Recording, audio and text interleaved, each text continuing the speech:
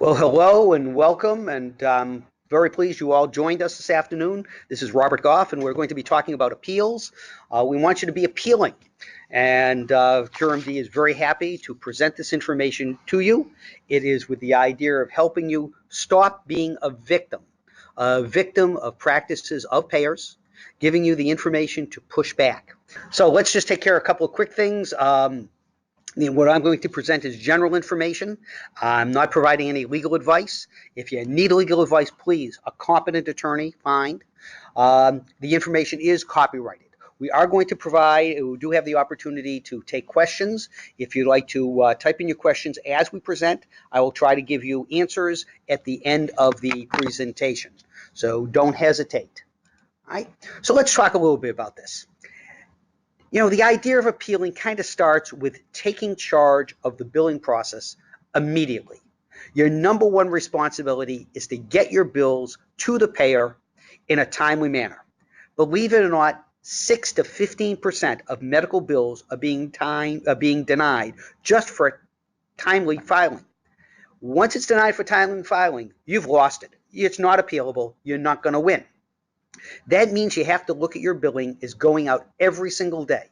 And the reason I suggest it every day instead of batching it is if you do it every day, you're only putting out a certain volume, which means that one, you have less things to follow up on each day because your day then begins to get your bills out, then do follow up on what hasn't come in or follow up on what's come in that needs to be appealed or needs to be corrected for resubmission on a daily basis. You'll also find if you're submitting your claims on a daily basis, you're going to improve your cash flow. You're not going to be waiting there saying, oh my God, is a big enough check going to show up at the end of the month for us to make payroll? Well, we don't want you to be in that position. We want you to get those out daily. And when you submit your claims, now we have the capability of really tracking not only that you've submitted them, that they've actually been received. And getting that receipt is critical. And I share this with you it's an unfortunate story, and I hope you can make it out. But this actually was a practice that came to me saying, it's terrible. I had all of these claims denied. Here's my proof. And they gave me this piece of paper. And if you notice, and I have it pointed out, but it may be hard to read, down at the bottom it says, ready for submission. Well, what happened here is, yeah, they put everything together, except they never hit the send button. So in their mind and in their system, they had billed, but they didn't send it out, in which case these were all denied for timely filing. So when you send out, make sure you hold on to a receipt. And if you send out 100 bills, make sure you have a receipt from that payer that they've actually received the 100 back. Now, the reason I say that is if you get that bill into the payer, then there are really only 4 things that they can do. They can either pay the claim in full or in part, they can reject the claim, they can deny the claim, or they can ask for more information. That's what they do, all right, if you can show that they've gotten to it. And they've gotten the bill, they're now going to work it. Now you're going to get something happening. Now, remember that this stuff doesn't languish in those payers' systems on a regular basis. If something's wrong, you're going to know about it, and you should be able to find out about it quickly. Because regulations in New York State and other states gives the payers, if you've submitted electronically, 30 days to act on your claim, to do one of those 4 things. If it's been received electronically, generally it's 45 days if submitted on paper, but you want to be submitting it electronically. Right? What does that then allow you to do? Well, if you haven't been paid within 30 days of it being submitted, then you want to verify that in fact the payer has received it. This is one of the advantages of billing daily. If you bill 100 claims and you've now gotten paid on 98 of them, you're only doing research for that day for only 2. That's a lot easier. And what you can do for research now is you can go to the payer website.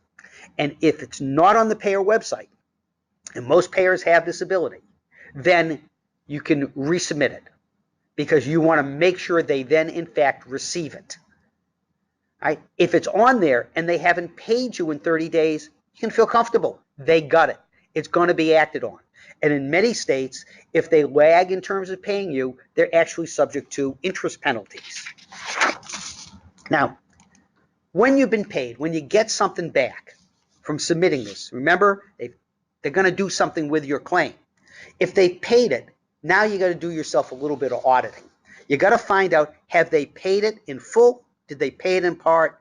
And did they pay it right? You're going to need to set up some kind of review to audit that claim. All right? You want to be able to say you're underpaid. Or if you're overpaid, at least plan for it. You can build yourself your own little tool if you can't get the fees from the plan, and generally the plans don't want to give you the fee schedule, but many will respond if you send them a list of your top 15 or 20 CPT codes, and they'll send you the fees. You can match up, or you can kind of build your own by, as claims are paid, just keep a little Excel spreadsheet, and you can see what they're paying for each of your frequent CPT codes, and you can then see if they've overpaid or underpaid. If they've underpaid, you want to appeal that. Very simple.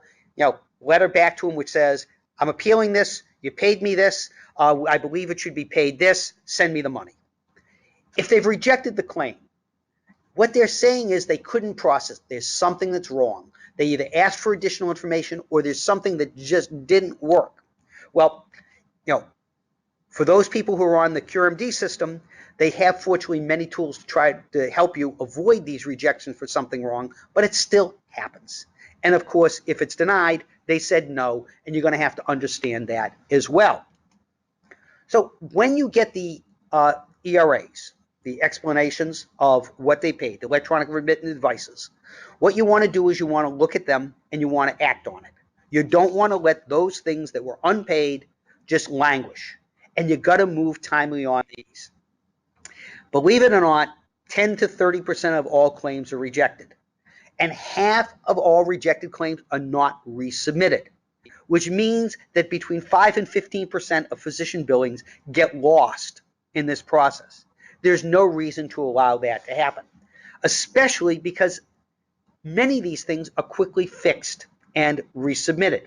The number one reason that claims are rejected is there is an error in the patient's name or their address. For example, the patient's name is Elizabeth and you've billed as Betty. Now, easiest example, but it's a very common one. Now, the QRMD system has a collecting point for denied claims and rejected claims, which you should be looking at on a regular basis because it takes in the electronic remittance advice and it puts those that are it's not able to post into this bucket. But you got to look at that bucket on a daily basis. Let me give you a couple of the other things that come up for these top 10 reasons for rejections. Incorrect or missing patient demographics. Missing or incorrect ICD-10 diagnoses, missing CPT modifiers, missing procedure codes, physician identification missing, incorrect or missing place of service code, missing or incorrect number of units of service, claims submitted to the wrong address, it's a duplicate or additional information. There's a request for medical records. Again, these are the things that commonly have to be worked for a resubmission, and it's not hard to correct any of those things. Fortunately, the QRMD system has built-in edits to try to keep this from happening and try to correct these and have the office identify them before the claim is even submitted. But if it is, and something's rejected, then you're going to need to fix it. Right? You want to take and you want to promptly fix that claim, but you got to also track it. Treat it like a new claim.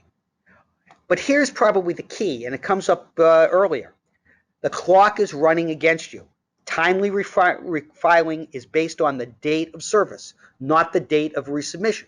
So if the office says, I'll get to these resubmissions later, and later becomes a week later, 2 weeks later, 3 weeks later, and then it's resubmitted, you're creating the possibility of it being denied for timely filing based upon the original date of service, and you don't want to be in that position. Now, denials. When they say no, denials aren't going to be corrected by just resubmission. Actually, if it's denied and you resubmit it, it's going to be denied again. And you do it again, denied. You're not going to get anywhere. These are denials, they've said no. And on the QRMD system, the ERA captures those denials and identifies the why so that you're able to work them. But you got to work them. Overall, between 6 and 14% of claims are denied. and half of them are never appealed.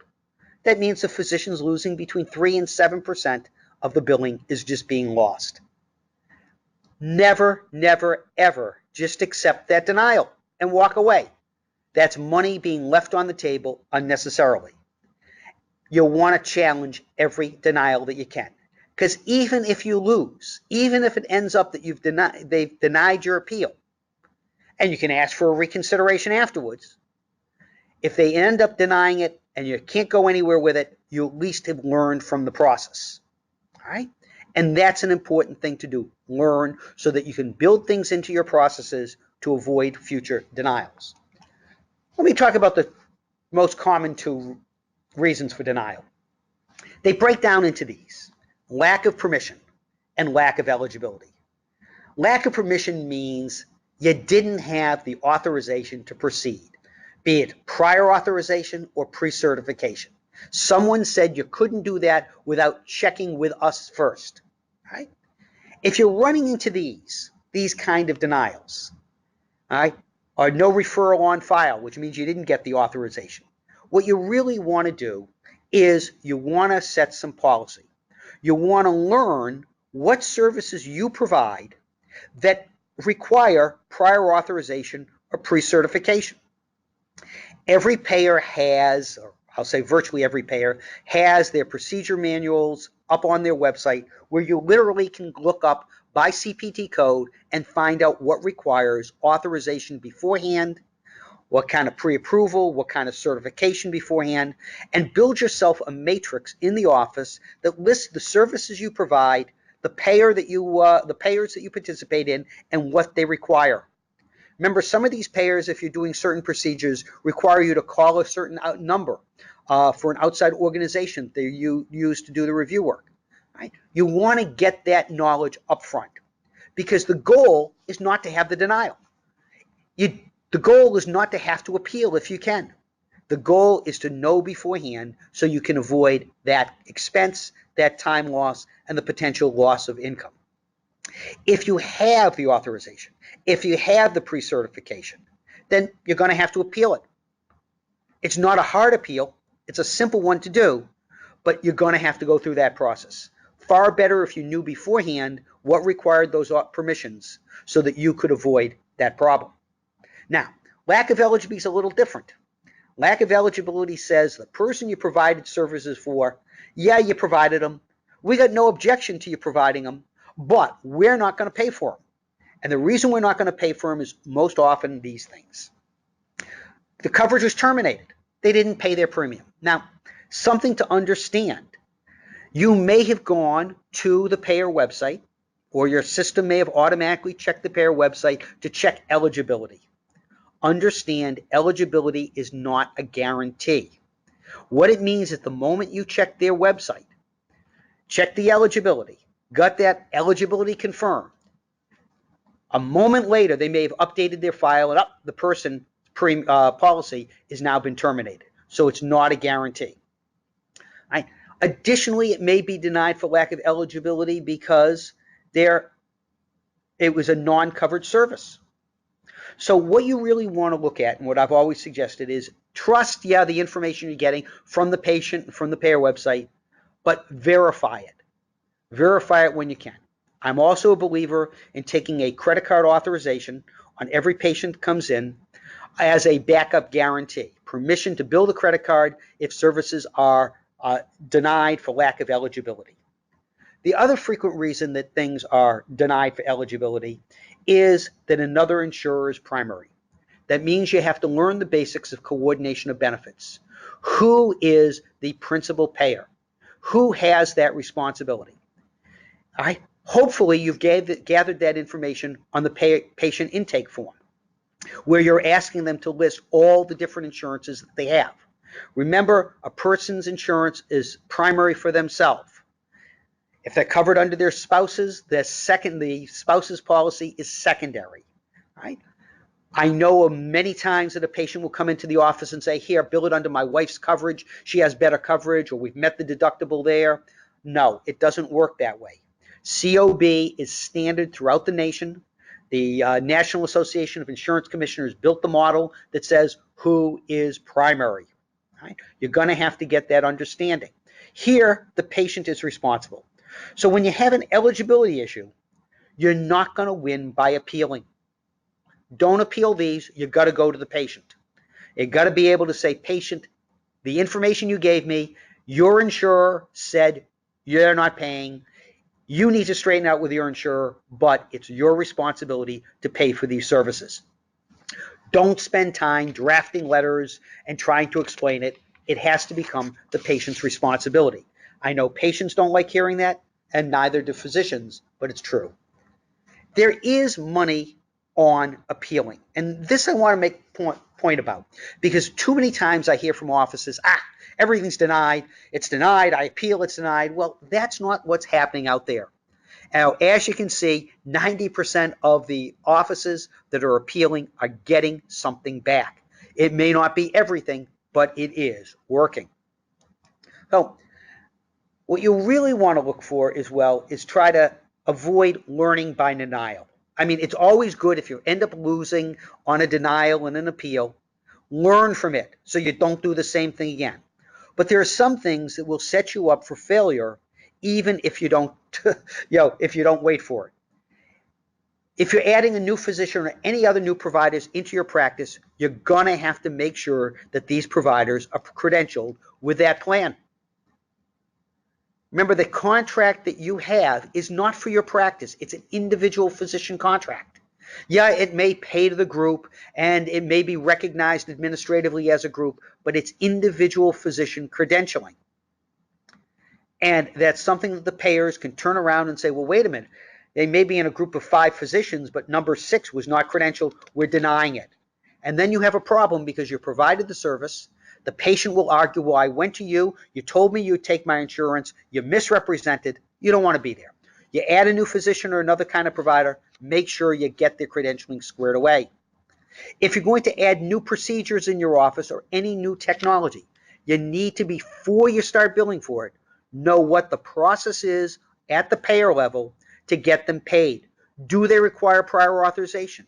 Do they require that the provider for that particular service is credentialed by an outside group, whether it's AIM or Care Connect or CareCore or some of these other organizations that have responsibility for overseeing parts of networks?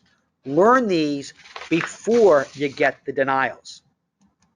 Now, most appeals are actually very simple, and they're simple if you have the documentation. These are the ones that were inappropriately denied for timely filing, inappropriately denied for lack of referral, inappropriately denied for authorization. So what you want to set up in your computer, in your letter series, and the CureMD system has a place to build these letters, is a very simple letter. Dear Health Plan, you represent that this claim was denied for timely filing, lack of referral, lack of authorization. Please find documentation that such a determination was an error. Simple. Here's a copy of the denied bill, here's the cover letter, and here's the proof. That's why saving those proofs of authorization, saving the referrals, saving the timely filing receipts is so important. This will take care of the vast majority of your denials. Simple letter, do it. Should be easy to pound out. And again, if you're checking your denials and rejections on a daily basis, we're not talking about an awful lot of volume. Now, there's another area that comes up that frustrates physicians greatly and frustrates patients as well. But this you have to deal with a little bit more professionally, if you will, or more clinically. These are denials for clinical reasons such as lack of medical necessity. And I want you to build a letter that's a little different. And these are 4 sentences that you should be putting into your letters. Now, dear Health Plan, we are appealing your denial of, and explain what it is that is. They denied you lack of medical necessity for blah, blah, blah. Okay, now, your following sentence, next 2 sentences are, we request peer-to-peer conversation as sanctioned by most utilization review law to facilitate a complete review of the denial. A clinical peer is defined as, by by the Utilization Accreditation Commission as a physician or other health professional who holds an unrestricted license in the same specialty as it typically manages medical conditions, procedures, or treatment under review. What you're trying to do is saying to the payer right up front is, I'm not going to accept you just having some nurse glance at this and send me a standard letter of denial. I am not asking that the doctor, your medical director, your medical advisor, get on the phone to me and we go over it. Whether I didn't send in all the medical information needed, whatever the issue is, you want to get them literally to tell you up front why they believe it was not medically necessary so you can literally improve your appeal. All right? These should be done. And your physician, your practice physicians are going to have to commit to the time to set up such a call. Your third sentence is, if a peer-to-peer discussion is not promptly provided, please provide the following information, which should have been properly disclosed at the initial denial. The name of the reviewer, the description of applicable advanced training related to this type of care, a copy of the applicable clinical or coding guidelines used in the decision, the date of development, an outline of the specific records reviewed, a description of any additional records necessary for your review, and a recommendation regarding alternative care and coding, which qualifies for benefits. What you're trying to do is say, okay, you're saying that my clinical decision you got a problem with. I want you to tell me how you made that decision. I'm challenging your clinical review. Right? And the fourth sentence is, it's our position the failure to provide this information may violate New York State, whatever state, or federal claim processing disclosure laws, and non-disclosure reflects poorly on poor quality medical review processes, which discourages treatment of provider input. What are we doing? We're setting up your letter to have some oomph to it. It's not a letter which says, I am Dr. So-and-so and I trained for 15 years at so-and-so and I've done all these great things and therefore you don't know anything, pay me. No, you're saying is you're going to treat me as a clinical professional, you're going to have a conversation with me, or you're going to provide me the documentation to support how you made your decision that the services I provided were not medically necessary. Because what you've done is you've now challenged my clinical competence, and I'm not going to take it lightly. And you shouldn't. Because you can't go bill the patient in these situations. The patient would sit there and say, I'm not paying this bill. You provided clinically unnecessary services, and state regulation, AMA guidelines, your medical society guidelines say you can't be providing medically unnecessary services. So I'm not paying you the bill. So you have two things that you're pushing back on. One, getting payment, and secondly, the challenge to your clinical position. Now remember, health plans pay based on coverage, and medical necessity. All right?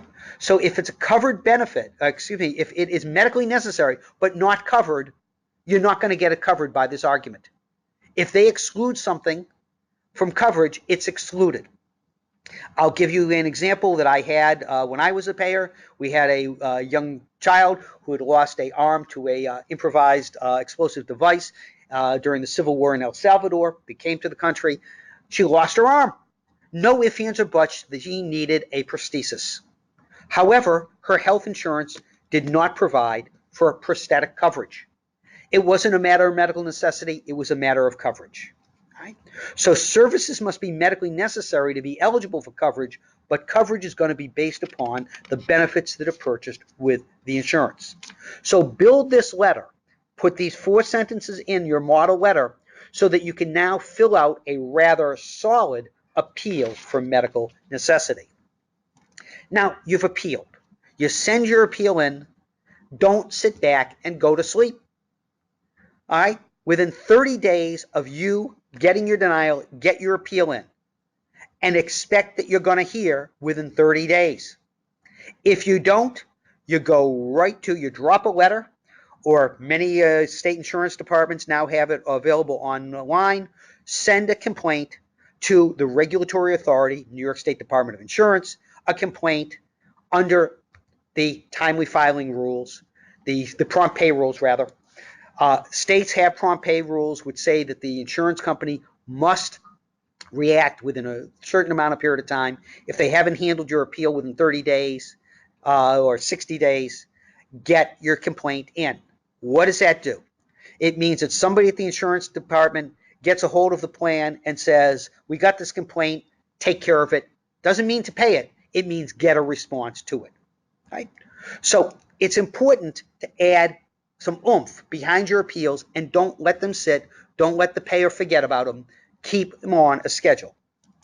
Now, it's critically important, I mentioned it before, to learn from denials. If you're operating a manual system, or you can even use this kind of a charting, learn what is causing the issues of your denial. The date, the patient information, who is the insurer. Okay, I used to like to put in the dollar amounts lost to denials so that I could kind of say, where's the impact? Does it mean if I'm getting a lot of denials related to coding, what's that costing me? I better put some effort in to straightening it out. Front desk didn't do the information. Okay, the referral information wasn't captured. Let's make sure we have it and we learn from these things. Now, you shouldn't be running more than about 2.5% of your claims denied. Shouldn't be. Okay, out of end 5%. But when an office tells me, oh God, they're denying 10, 15%, I will tell you there's something basically wrong that's going on. Then you have to look at the actual pattern. Where are your denials occurring? And for an office to turn around and to say, I'm getting all of these denials, but not knowing why or not being able to articulate why means they're not on top of their business and you're not going to correct it.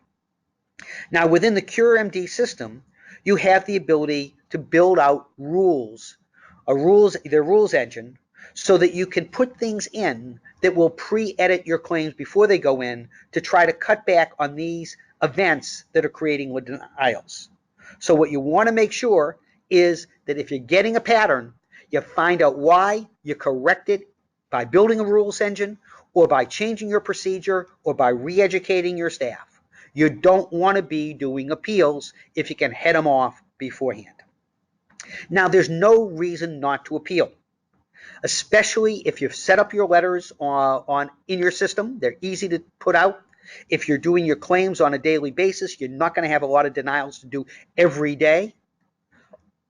It's worth it. I've shown you that most people do get money back on an appeal. So not only is there getting money back, learning if it's ultimately denied, know as well that when you submit that appeal, you're costing the plan money. It's going to cost them money to review and respond to your appeal. It's not a quick, easy denial letter off of their computer. And so you should feel good that not only will you either get paid something, learn, but you're also going to cost the payer some money. It's not a bad thing in my mind. Now, in the process, never call a plan to find out the status of a claim or an appeal. I mean, don't bother, don't get on the phone. It's a waste of time and effort. Call centers are measured by the volume of calls that they process, not that they got it right, and the information may not even be good that they give you. The person who you talk to is not going to identify themselves. Maybe they'll give you a transaction number. Of course, you wrote it down. They have a different transaction number. You're going to suffer the consequence. I'm a believer that appeals should be in writing. They should be submitted timely. They should be followed up. All right? If you do that, you're going to put more money into your practice. If you learn from the denials, you're going to avoid those kind of problems. So make the effort to appeal, be appealing, be on top of it. Don't volunteer to be a victim of the plans. So with that, let me see if there are some questions. I thank you for listening. We have some questions. So a couple of ones that have come in. Medical necessity, again, came up. And I'll just mention it again. Medical necessity, a denial for medical necessity, is a payer saying that there's a clinical issue with what medical services were provided. That is an affront to a physician in their license. A physician who's providing medically unnecessary services in the extreme, not on a case-by-case basis, could theoretically and even pragmatically lose their license. You don't want to have these occur. You're not going to get paid, and someone has said you're providing unnecessary care. That's not a good position to be in. you need to push that back. Right? Now, another question came up is the patient provided us with ID and they were not eligible, the insurance wasn't in effect. Very common for denial, but it means you can't go after the insurer. You're going to have to go after the patient. Either the patient gave you wrong information, or maybe the payer was wrong, but it's the patient who holds the contract with the payer, not with you. All right? So the patient is the one who's going to have to go to their employer and argue, or go to their insurance company and argue. You really can't be involved in it. You're going to have to look to the patient to say, patient, you didn't have insurance. How do you want to accept financial responsibility? Right? We added in-office radiology. Now the claims are being denied. Okay. I mentioned this before, but it's also good to emphasize that if you add any technology in your office, you better make sure that it's covered by the insurer, that you are approved to provide it by the insurer. Radiology in particular, and a number of other ancillary services require the physician to not only be par with the insurer, but also to be approved by their radiology network or otherwise their physical therapy network or some other network that they have that monitors that particular service.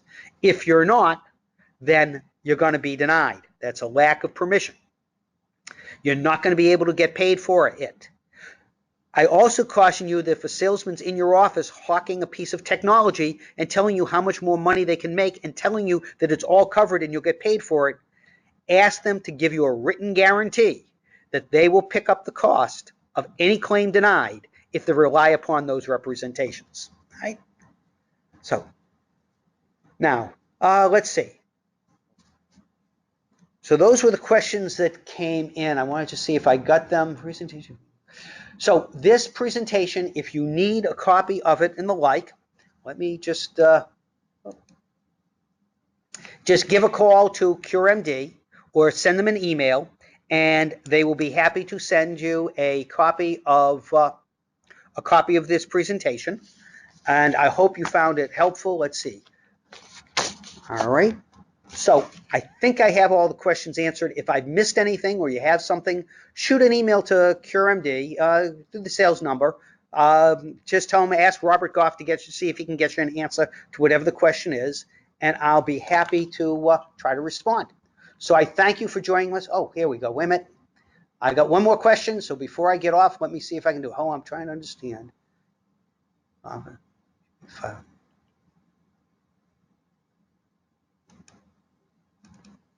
Just having a little trouble here reading appeals.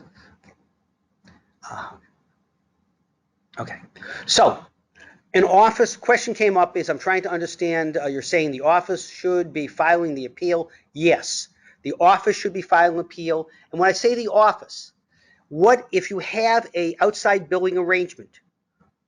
What does your agreement say regarding who files the appeal? Does the office file the appeal, or does the outside billing service provide it? If you have someone doing revenue cycle management for you outside of the office, how are they doing it? You know, one of the issues that comes up with an outside billing and appeals is, does the outside organization have that information to properly appeal? Do they have the information? Do they have ready access to the medical record to send it in as part of the appeal? That's something that you would need to review with the revenue cycle provider that you have. Now, the other question is, should we follow up on an appeal if I suggest not calling? I suggest not calling because I don't believe the call centers are going to give you good information, straight information. You submit your appeal in a timely manner. If you don't have a response within 30 days, file a letter, send your appeal with a cover sheet to the regulatory body for your state, New York State Insurance Department, under the prompt pay regs, to say, Dear Insurance Commissioner, I have submitted the following for payment consideration to Insurance Company A. They have not responded. Please assist.